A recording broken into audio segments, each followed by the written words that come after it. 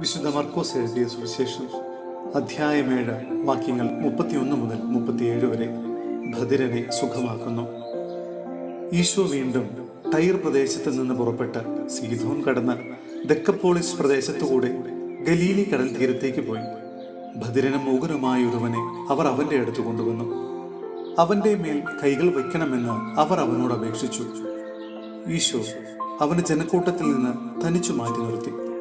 അവന്റെ ചെവികളിൽ വിരലുകളിട്ടു. തുപ്പലുകൊണ്ട് അവന്റെ നാവിൽ തൊട്ടു.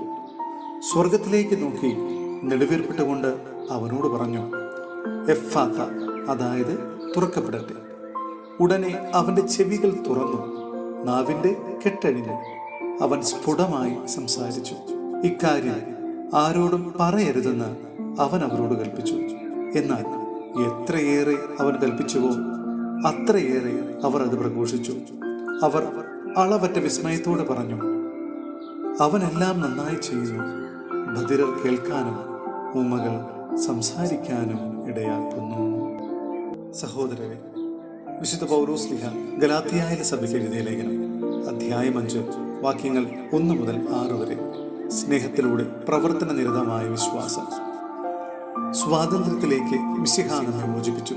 അതുകൊണ്ട് നിങ്ങൾ സ്ഥിരതയോടെ നിൽക്കുവിൻ. അടിമത്തത്തിന്റെ നുകത്തിന് ഇനിയും നിങ്ങൾ വിധേയരാകരുത്.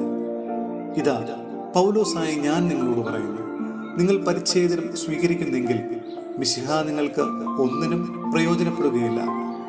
പരിച്ഛേദനം സ്വീകരിക്കുന്ന ഓരോ മനുഷ്യനും ഞാൻ വീണ്ടും സാക്ഷ്യപ്പെടുത്തുന്നു, അവൻ നിയമം മുഴുവനും പാലിക്കാൻ കടപ്പെട്ടവനാണ്. നിയമത്തിലാണ് നിങ്ങൾ നീതിമത്കരിക്കപ്പെടുന്നതെങ്കിൽ മിശിഹായിൽ നിന്ന് നിങ്ങൾ വിച്ഛേദിക്കപ്പെട്ടിരിക്കുന്നു. കൃപയിൽ നിന്ന് നിങ്ങൾ വീണുപോകുകയും ചെയ്തിരിക്കുന്നു.